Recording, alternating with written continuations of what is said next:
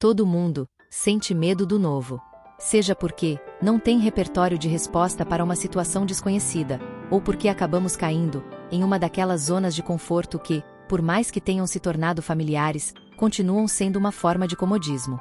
Outra questão muito natural é que, ao nos lançarmos numa direção nova, não temos garantias de que vamos ser bem-sucedidos.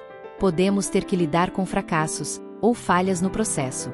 Mas, quando esse medo começa a nos causar sofrimento intenso ou até prejuízo, é hora de prestar atenção.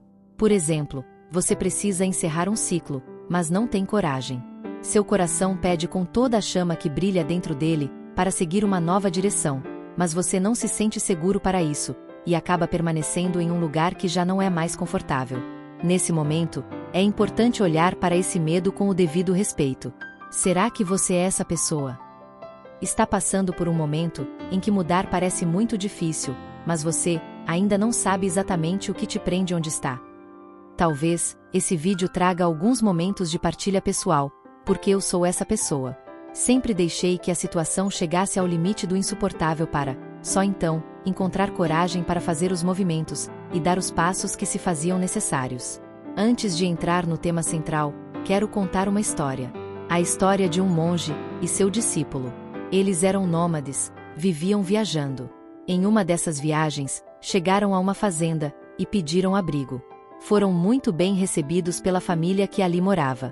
Desde o início, perceberam que se tratava de uma família humilde, vivendo em situação de sobrevivência. Eles tiravam o sustento de uma única vaquinha. Dela vinham o leite, os queijos, os iogurtes, e era com ela que trocavam por outros alimentos.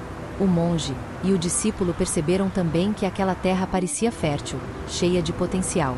Mas a família só enxergava naquela vaquinha, sua única fonte de sobrevivência.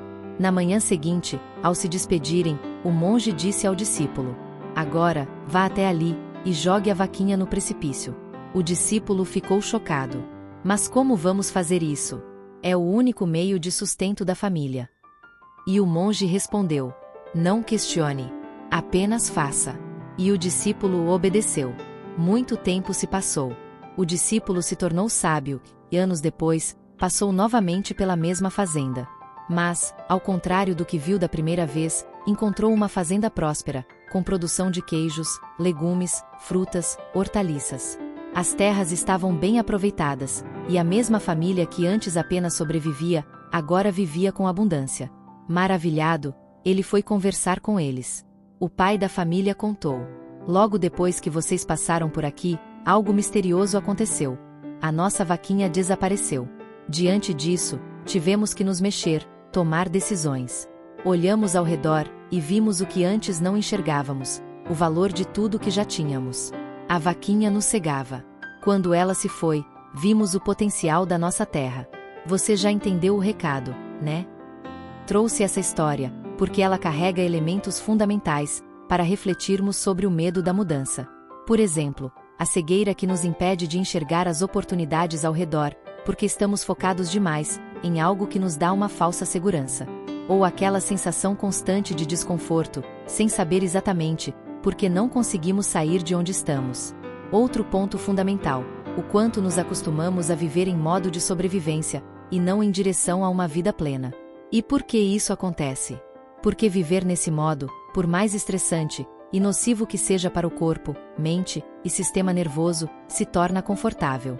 Sim, o estresse de longo prazo vira o novo normal. E quando a tranquilidade aparece, o corpo estranha. Relaxar se torna desconfortável. O silêncio incomoda. A paz assusta. No modo de sobrevivência, o corpo secreta hormônios como cortisol e adrenalina. Eles são tão frequentes que viram vício. E quando você tenta mudar, seu próprio corpo boicota. É daí que vêm os comportamentos sabotadores. É como se o inconsciente dissesse: "Fica aqui. Isso é o que a gente conhece. Isso é o que nos parece seguro." Por mais estranho que pareça, é isso que a neurociência mostra. O corpo se vicia no estresse. E tudo que representa mudança, mesmo que traga paz, é visto como uma ameaça. Mudar traz desconfortos, insegurança, medo, ansiedade. Impacta nossas relações, nos obriga a impor limites, pode exigir o fim de vínculos, ou o início de jornadas incertas. E se der errado? Como fica a minha autoimagem? Por isso, é essencial desenvolver autocompaixão e autoperdão, porque errar faz. Busque estar no processo de empurrar a vaquinha precipício abaixo, ou, em termos mais gentis, de esvaziar essa mochila.